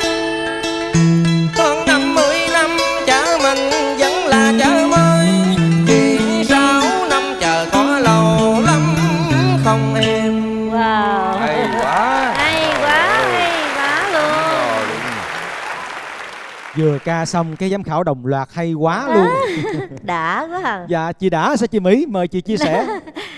Thiệt là hai cái hơi này sao mà nó ăn nhau dữ vậy không biết nữa. Rất là hòa quyện luôn á. Ngọt quá luôn à. Nghe nó đã tai làm sao đâu đó. Đây là một cái bài nó rất là quen thuộc với mọi Rất người, là nhưng mà quen tự thuộc. nhiên qua cái sự mà phối hợp của hai bạn á thì mình thấy nó mang một cái màu sắc gì rất là mới, rất là lạ. Nó chân chất mà nó rất là dễ thương luôn á. Cảm ơn hai bạn đã đem đến cho anh Ngọc Sơn, Hạ Trâm và Mỹ cùng tất cả mọi người thưởng thức một bài tân cổ dù rất quen nhưng mà rất là hấp dẫn đối với tất cả mọi người đang xem. Dạ, cảm ơn chị Thoại Mỹ. Xin mời ý kiến từ anh Ngọc Sơn ạ. Tôi định khen, nhưng mà nếu mà tôi bắt đầu khen thì chắc tới mai cũng chưa hết lời. Tôi chỉ nói là hai em đã làm cho tôi ghiền. Cảm ơn giọng ca vàng. Để làm cho anh Sơn ghiền được cũng là điều không phải đơn giản. Thế còn với Hạ Trâm, xem có cảm giác ghiền hay đã giống như chị Mỹ chưa? Em thấy hai anh chị hát rất là hay và thích cái nét diễn của hai anh chị lắm. Chúng tôi yêu nhau đã 6 năm rồi mà chưa thành chồng thành vợ. Cha thì gật đầu, mẹ quay ngang rồi bảo thằng tấm tách nó cọc cằn, sợ sau này về con Hồng bị nó ăn hiếp. Tuy là mới gặp nhau trong chương trình này thôi nhưng mà diễn cũng rất là ăn xăm. Anh là diễn sâu lắm nha anh. Anh diễn rất sâu đó.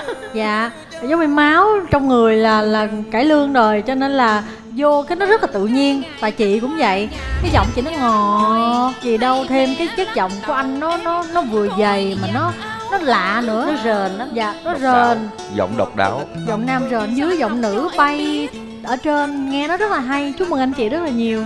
Cảm ơn các vị giám khảo. Và bây giờ chúng ta sẽ gặp lại tất cả các thí sinh trong vòng thi này. Xin mời chị Ngọc Nga và Thanh Hiếu quay trở lại sân khấu.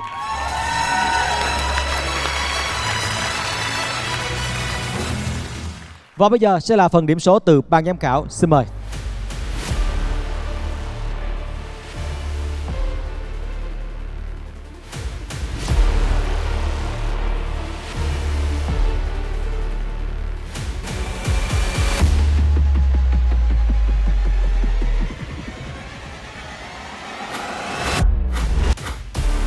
Đầu tiên sẽ là điểm từ giám khảo Ngọc Sơn.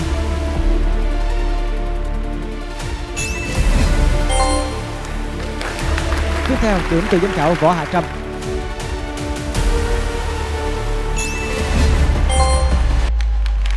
Và cuối cùng điểm của giám khảo Thoại Mỹ.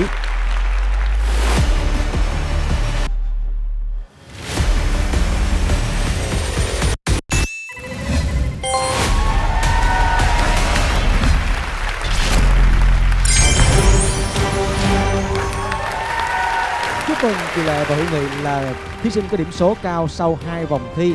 Và chúng ta sẽ bước tiếp vào vòng thi cuối cùng. Còn với chị Ngọc Nga và Thanh Hiếu, chúng ta sẽ dừng lại tại đây. Mỗi người sẽ nhận một giải thưởng khuyến khích trị giá 8 triệu đồng. Em sẽ mời chị Thoại Mỹ và anh Ngọc Sơn sẽ lên trao 2 bảng tiền thưởng cho chị Ngọc Nga và Thanh Hiếu.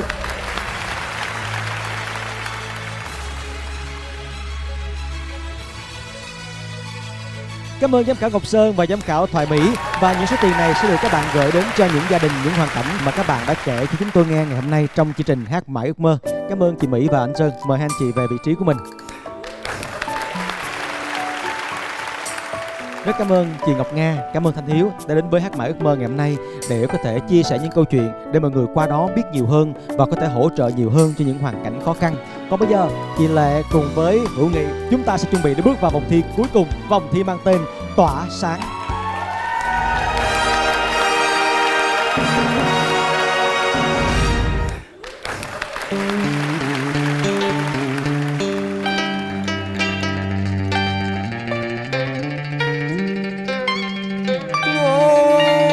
Quốc muôn trùng thăm thầm xa,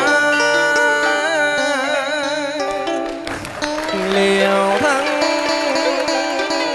cứu lấy nước non gà. Ngũ ban thương kẻ sầu lý quốc, cây cỏ tiêu điều bên trời.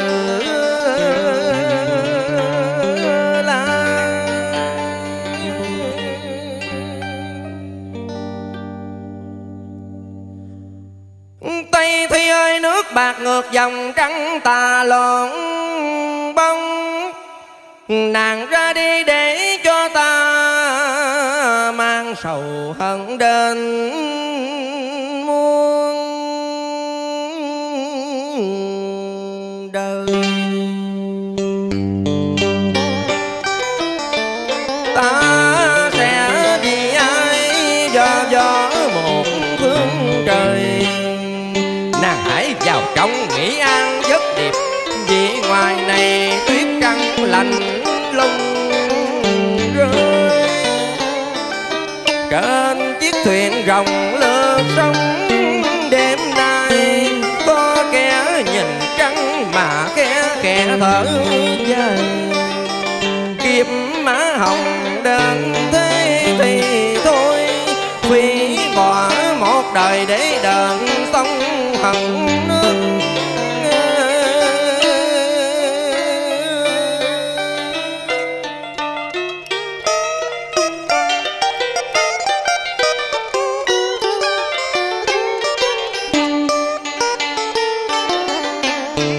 Ta đã đến Trừ La Thôn trong ngày nắng đẹp, để tìm dung nhan răng. Dẫu biết ngày mai phải cách biệt nhau rồi, nén tim đau đưa nàng lìa đất Việt. Lệ anh hùng cô nén vẫn thầm rơi. Ngày mai này khi sang đến Ngô Ban, nàng ở lại còn ta hồi cố quốc. Rồi đây thiên tình sự sẽ chém bằng nước mắt, mới tao phùng sao sớm dội lìa tan.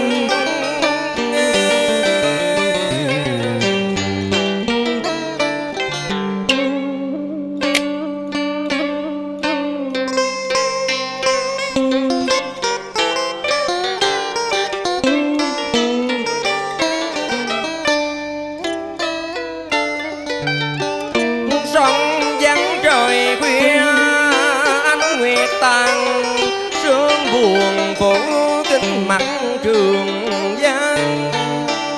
Chút tình nữ thân sầu rai rứt, xin gửi trao ai áo ngữ hàng. Sông biết linh đinh còn thuyền lướt sông chốn Ngô Ban, em ở anh về. Tây Thi ơi rồi đẩy Trừ La Thôn, mấy nước sẽ điều hiu, vì người đẹp không bao giờ trở lại. Trừ La vắng bóng em rồi, người yêu đâu nữa mong đợi tiêu tan.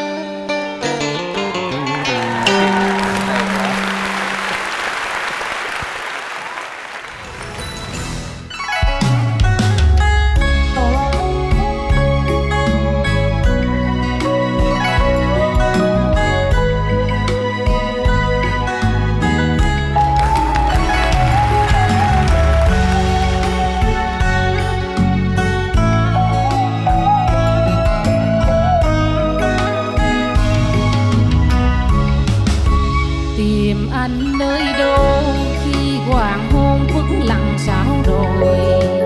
Tìm anh nơi đâu, anh trăng vàng ai sẽ làm đôi? Ngày anh ra đi chưa kịp nói câu gì, ai ngờ cũng dây phân kỳ là lần cuối cùng niềm ly.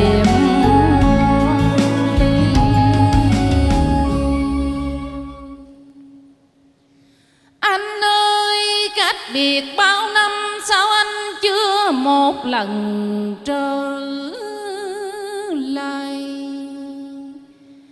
Thời gian đã qua đi mà em vẫn ôm nỗi sầu quan tái, đêm lại từng đêm mòn mỏi nhớ thương chồng.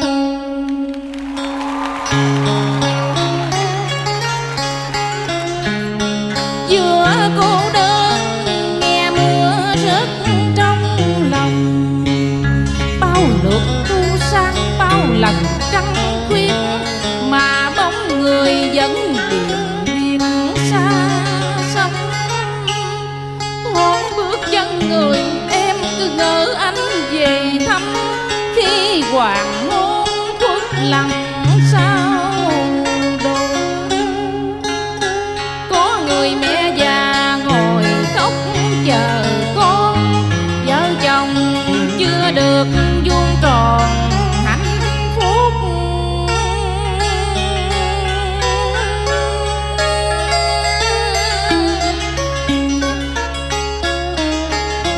Anh Kiền nghe tiếng đờn cải lương lắm, anh Kiền cái tiếng đờn lắm. Thích không? Anh Kiền ở thích lắm, nghe đã.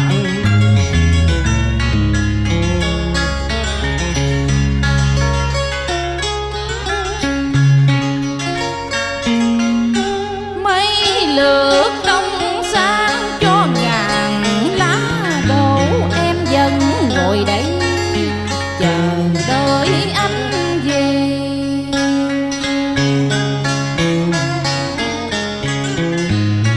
Vẫn đinh ninh son sắc vẹn câu thề, lòng em đau như ngàn kim châm muối xác khi nghe con khờ hồi đến ba đâu. Người ra đi khuất mấy ngàn châu, em ở lại ôm nỗi sầu chinh phục. Ngàn dặm xa sương mờ vắng phủ phút vắng kỳ, là lần cuối biệt ly.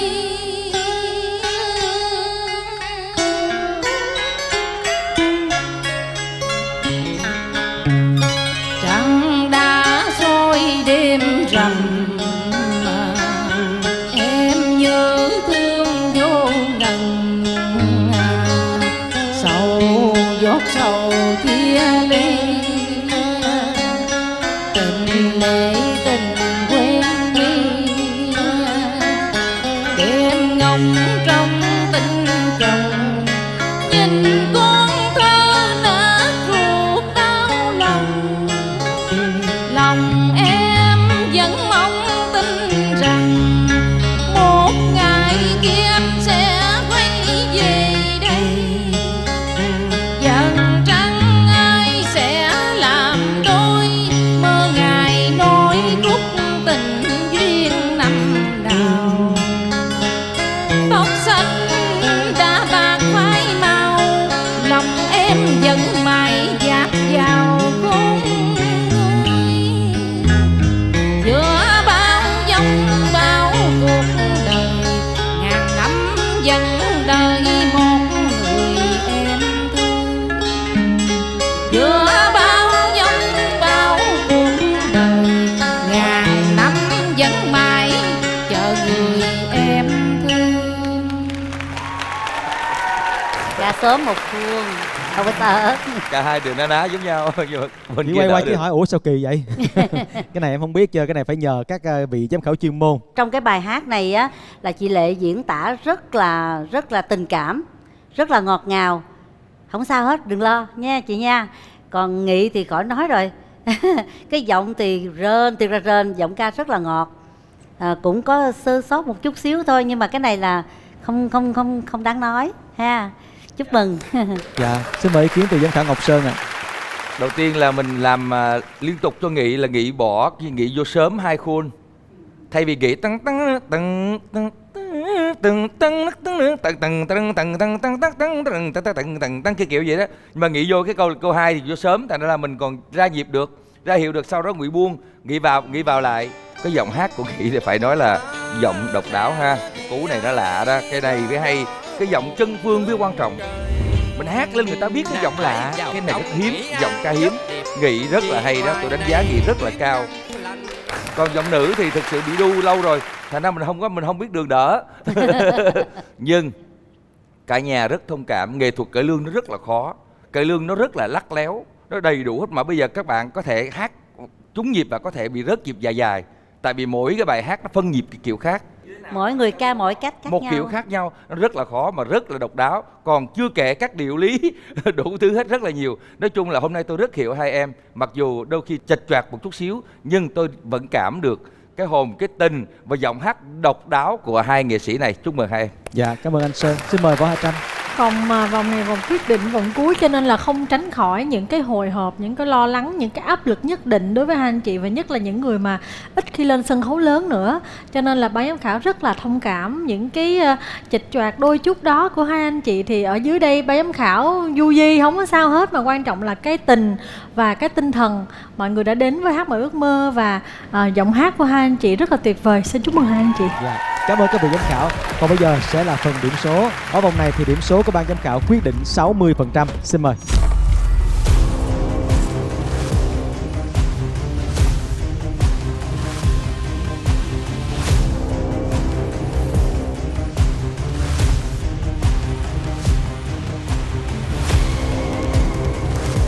Và bây giờ là điểm số từ ban giám khảo.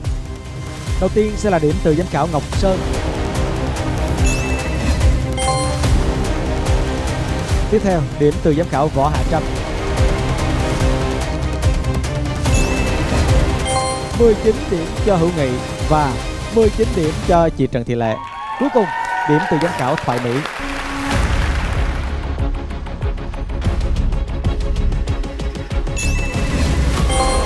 $19 điểm cho Hữu Nghị và 19 điểm cho chị Lệ. Như vậy là điểm số từ ban giám khảo là dành cho hai thí sinh của chúng ta ngang bằng nhau. Mỗi người đều có 58 điểm. Vậy thì bây giờ tất cả sẽ tùy thuộc vào điểm số đến từ chiếc máy chấm điểm thông minh quyết định 40% điểm của chúng ta. Bắt đầu.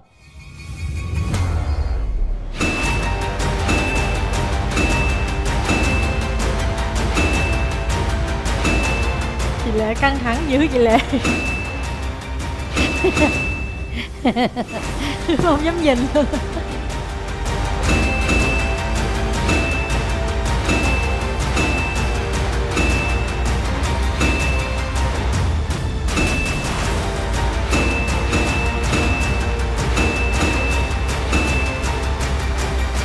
Và cuối cùng điểm số của hai thí sinh ngang bằng nhau là 96 điểm cho Hữu Nghị và 96 điểm cho chị Lệ ở đây. Và như vậy là điểm thưởng này sẽ quyết định là hôm nay chúng ta sẽ nhận hai giải thưởng bằng nhau. Giải thưởng của chúng tôi, giải nhất và giải nhì sẽ cộng lại và chia đôi. Xin mời ba vị giám khảo sẽ cùng tiến lên sân khấu để trao hai bảng tiền thưởng cho Hữu Nghị và chị Trần Thị Lệ.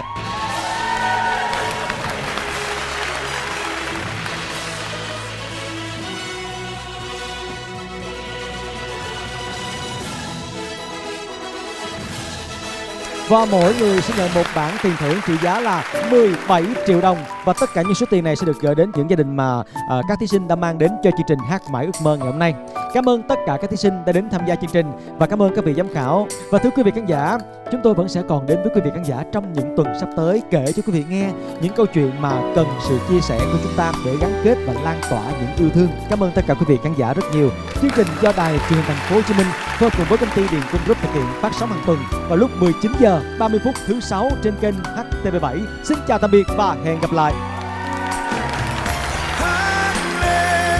Những giấc mơ xanh trong đêm mộng lành vẫn hay về qua. Hát lên tiếng hát yêu thương cho đôi chân bình yên cất bước.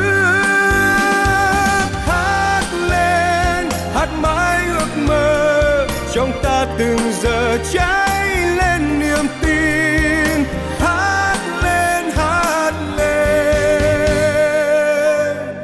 câu chuyện tình